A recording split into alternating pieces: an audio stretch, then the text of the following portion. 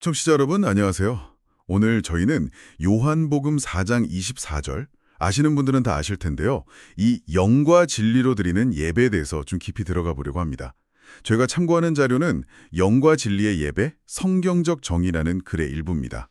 네, 안녕하세요.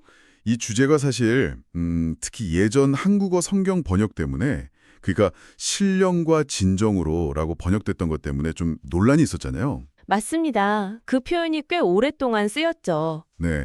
그래서 그 번역이 어떤 오해를 낳았고 또 그게 한국교회 예배에 생각보다 큰 영향을 미쳤다는 그런 주장이 이 자료에 담겨 있어요.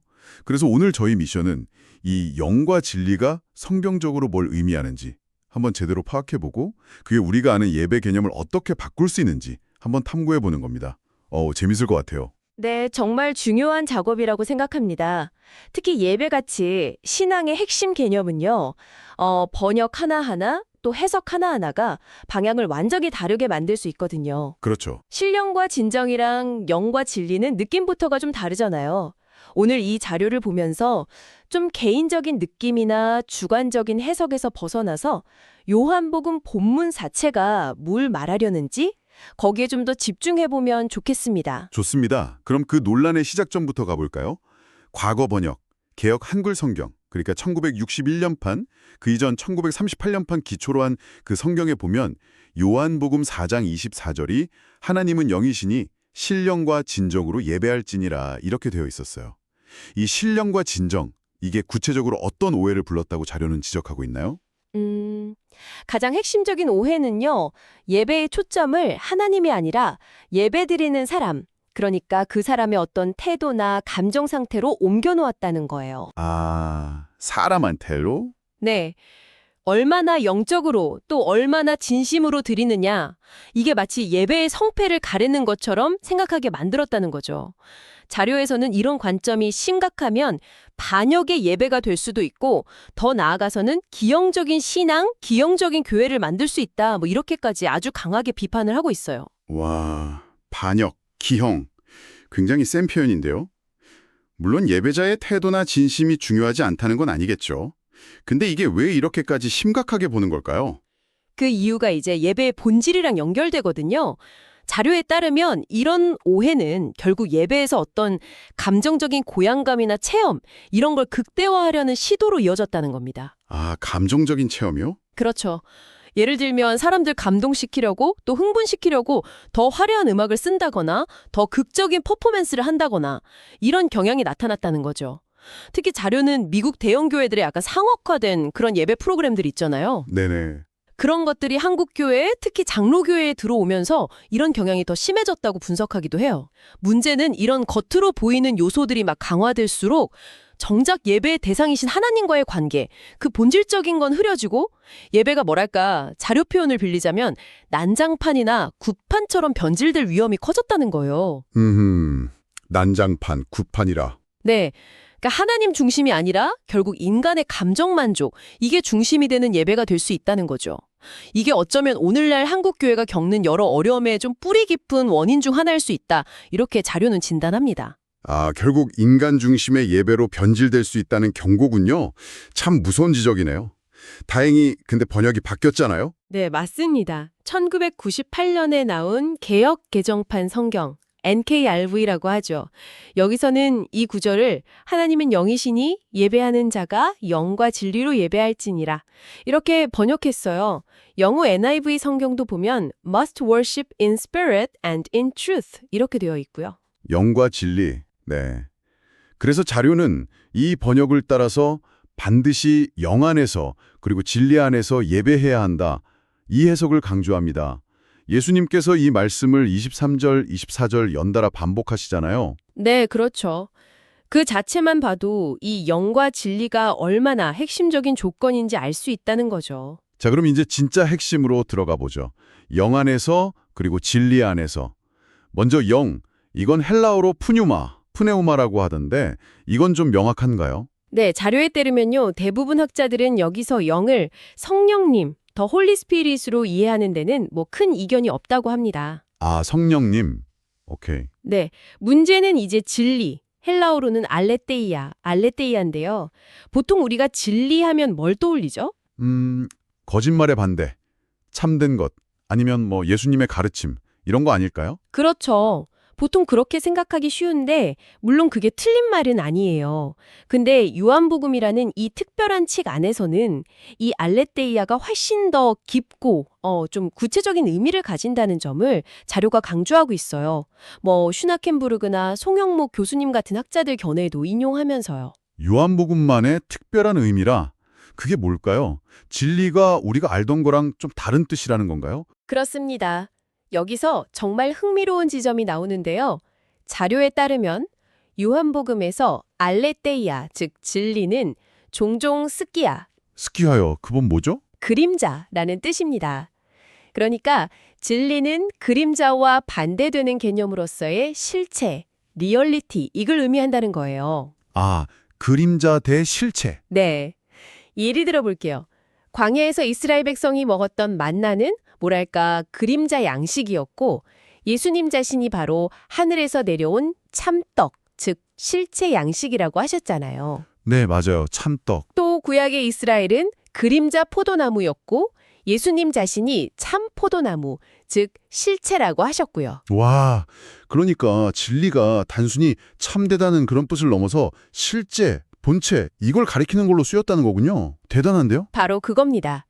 이걸 예배에다 딱 적용해 보면 예수님 당시에 사마리아 사람들이 그리심산에서 드리던 예배나 또 유대인들이 예루살렘 성전에서 드리던 제사, 이런 것들은 이제 다 그림자에 불과하다, 이런 선언이 되는 거죠. 아, 따라서 진리로 예배한다는 건 더 이상 그런 어떤 장소나 형식 같은 그림자에 얽매이는 게 아니라 실제이신 예수 그리스도 안에서 그분을 통해서 드리는 예배, 이걸 의미하게 된다는 겁니다.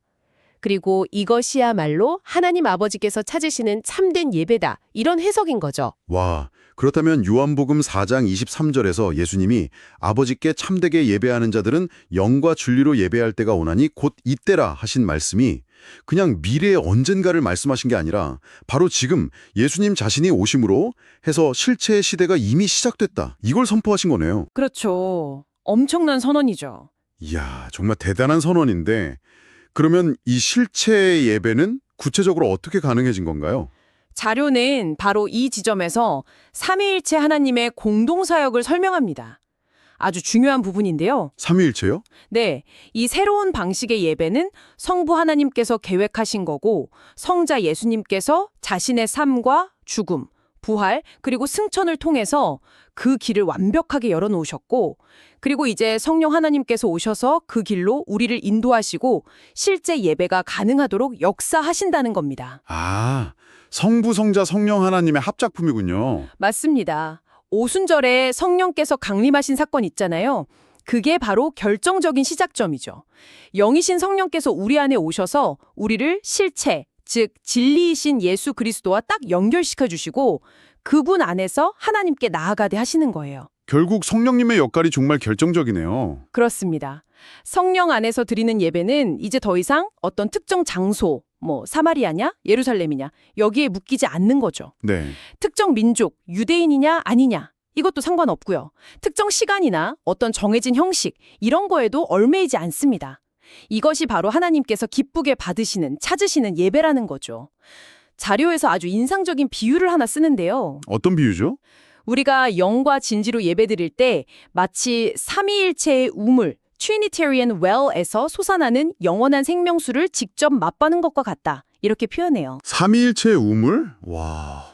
네, 그러니까 예배는 단순히 인간이 뭔가 하는 행위가 아니라 성부, 성자, 성령, 이 삼위 하나님과의 깊고 생생한 교제 속으로 들어가는 축제다. 이런 의미죠. 와, 이 삼위일체적 관점으로 보니까 예배의 스케일이 완전히 달라지네요. 이게 인간의 노력이 아니라 하나님의 사역 안에서 이루어지는 거라면 그러면 우리가 실제로 예배드릴 때 이 영과 진리는 어떻게 구현될 수 있을까요? 자료에서 구체적으로 뭘 어떻게 하라고 좀 알려주나요? 네, 아주 중요한 질문이죠. 신령과 진정이 아니라면 그럼 어떻게? 자료는 크게 세 가지 핵심 요소를 강조합니다. 첫째는요, 영이신 하나님을 예배해야 한다는 겁니다. 영이신 하나님? 네, 이게 무슨 뜻이냐면 우리가 절하는 대상이 그냥 막연한 신이나 우리가 만들어낸 어떤 개념, 이런 게 아니라 인격적으로 존재하시면서 영으로 활동하시는 바로 그 하나님. 그분을 정확히 알고 예배해야 한다는 거예요. 그분은 온 우주보다 크신 분이라 어떤 형상이나 건물 안에 가둘 수가 없잖아요. 그렇죠. 이건 십계명 첫 번째, 두 번째 계명. 다른 신 삼기지 마라, 우상 만들지 마라. 이거랑 바로 연결되는 거죠. 자료는 사도 바울이 아테네에서 만난 사람들처럼 하나님이 누구신지 제대로 알지도 못하면서 드리는 예배는 결국 알지 못하는 신에게 드리는 공허한 종교 행위일 뿐이라고 지적해요. 행 17.22에서 23. 누구한테 예배하는지를 아는 거, 이게 모든 것의 시작이라는 거죠. 아, 예배의 대상을 명확히 아는 것. 이게 첫 번째. 알겠습니다.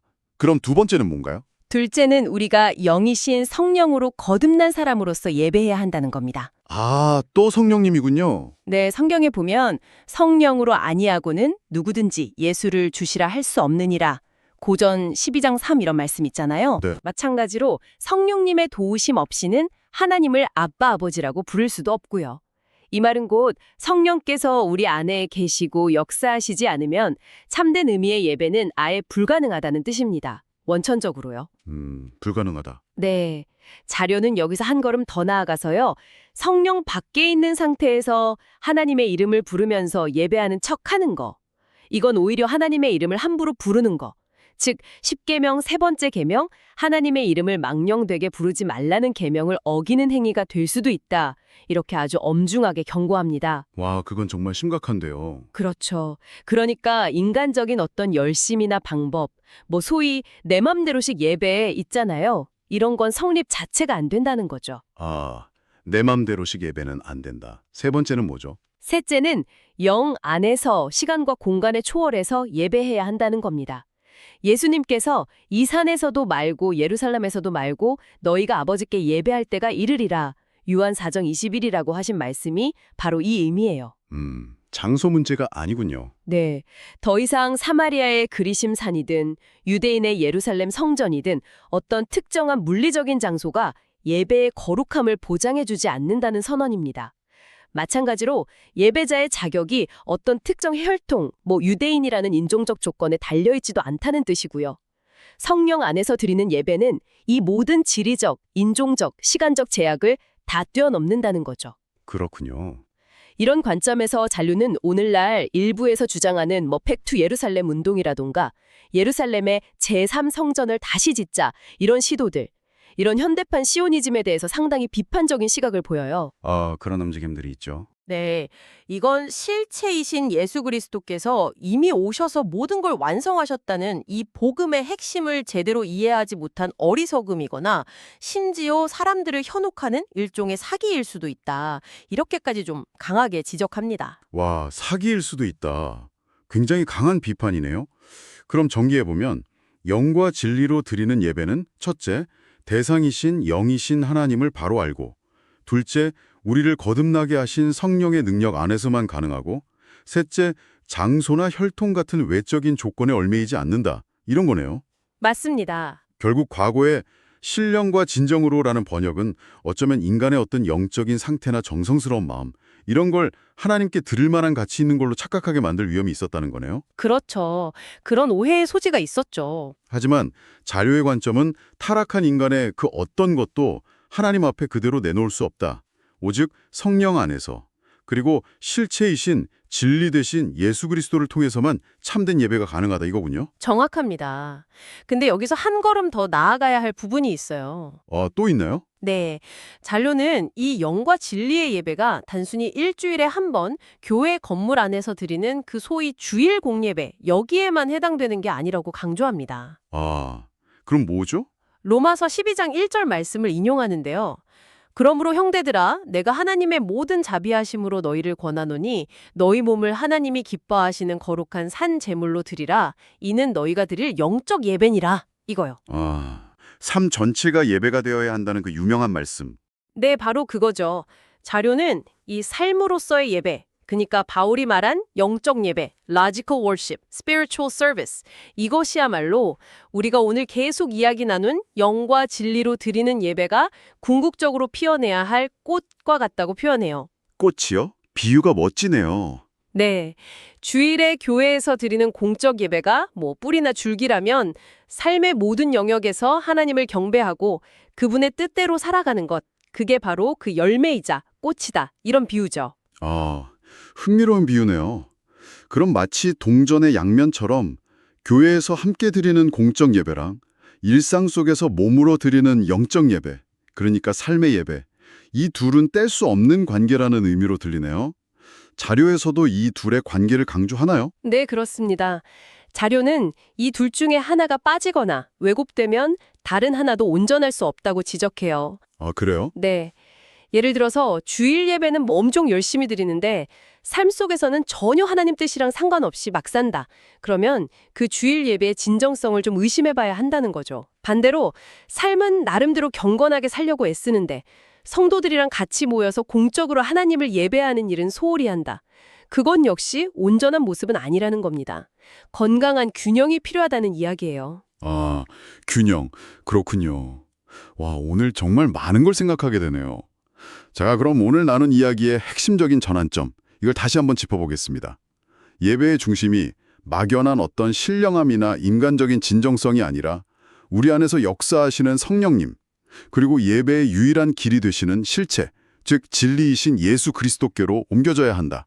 이게 오늘 자료가 우리에게 던지는 핵심 메시지였어요. 네, 맞습니다. 자료에서는 이런 관점을 반영한 개혁신앙, 그러니까 성경의 권위를 강조하고 오직 은혜, 오직 믿음을 중시하는 그런 신학 전통에서의 예배 정의를 이렇게 소개하더라고요. 예배는 성령의 인도하심을 따라 성자의 공로를 의지하여 이 모든 것을 계획하신 성부와 더불어 곧 삼일치로 존재하시는 하나님과 교제하는 축제이다. 네, 결국 예배는 삼위 하나님과의 살아있는 관계, 그리고 교제라는 것. 그리고 이게 교회 공동체 안에서의 공적인 예배와 또 우리의 삶 전체를 통한 영적인 예배로 균형 있게 나타나야 한다는 점, 이게 중요한 결론이 되겠습니다. 영과 진리로 드리는 예배에 대한 이해가 이렇게 깊어지고 나니까 이게 단순히 그냥 신학적인 논의를 넘어서서 우리의 실제 신앙생활에 어떤 변화를 가져올 수 있을지 참 궁금해집니다. 오늘 우리가 나눈 내용을 바탕으로 청취자 여러분께 마지막 질문을 한번 던져보고 싶어요. 네. 만약 예배가 정말로 성령 안에서 그리고 실체이신 그리스도 안에서만 가능한 하나님과의 교제라면 이 새로운 이해가 여러분의 주일 오전 예배 경험을 어떻게 바꿀 수 있을까요? 더 나아가서 여러분의 그 평범한 일상의 모든 순간들을 하나님께 드리는 영적 예배의 기회로 삼는데 어떤 새로운 관점을 열어줄 수 있을까요? 한번 깊이 생각해 보시면 좋겠습니다.